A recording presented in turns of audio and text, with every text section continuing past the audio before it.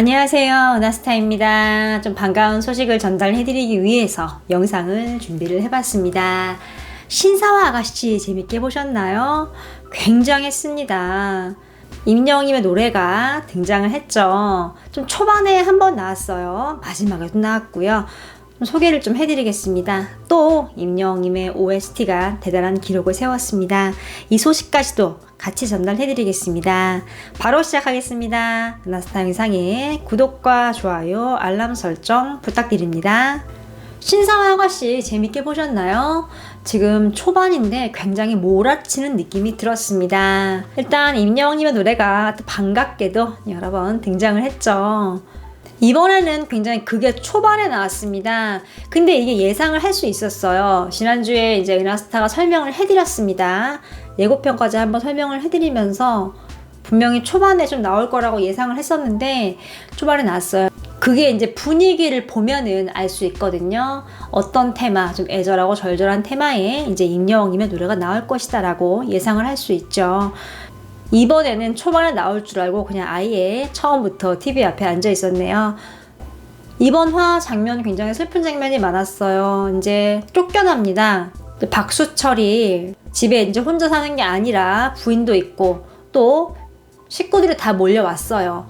이제 그게 걸린 거죠. 단단히 아빠 이제 박수철이 굉장히 모욕을 많이 당했어요. 그쵸? 사기꾼으로 몰리고. 근데 또 그거를 딸인 박단단이 다 지켜봤어요. 뒤에서. 그리고 이제 아버지는 결국 짐 다 싸서 그 집을 나오죠. 그리고 이제 식구들과 함께 이제 숙박시설로 들어가서 지내는 모습입니다. 단단이가 이제 만나요, 아빠랑. 근데 아빠가 딸 보고 활짝 웃으면서 얘기를 하죠. 단단이는 이제 그게 속상한 거예요. 이런 말을 하죠. 아빠, 지금 웃음이 나와? 지금 저 사람들 때문에 아빠가 뭘 겪었는데. 그러자 박수철이 웃으면서 얘기를 하죠. 단단아, 저 사람들이라니. 이때 임영웅님의 OST가 흘러나옵니다. 노래만 살짝 나와요. 박수철이 말을 이어갑니다. 우리 가족인데.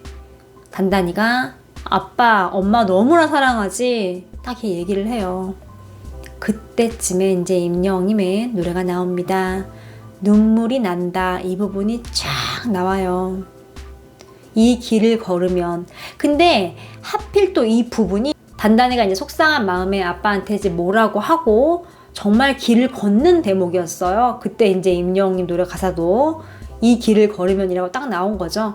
좀 뭔가 들어맞는 부분이 있었어요. 좀 절묘했다고 표현을 하고 싶습니다.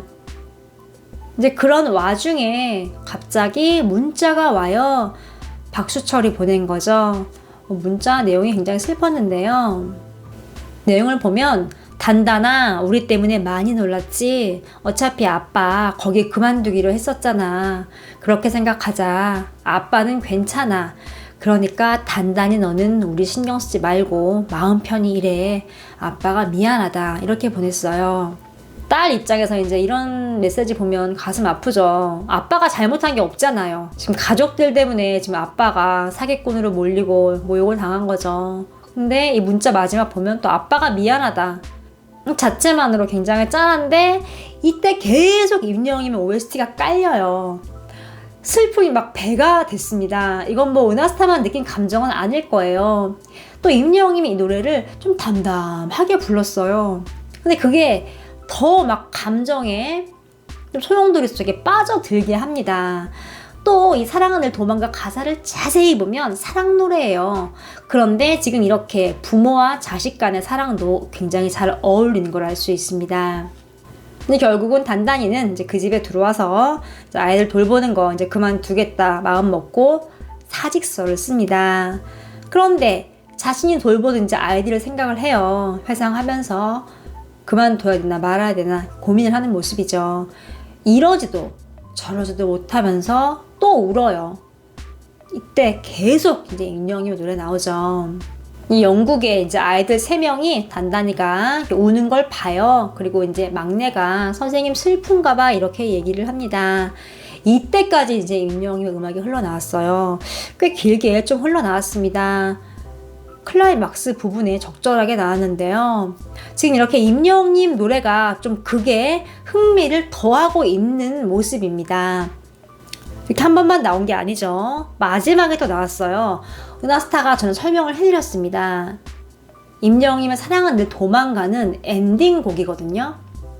근데 뭐 중간에 나오고 앞에 나오고 하는데 이번에 또 엔딩곡으로 등장을 했습니다.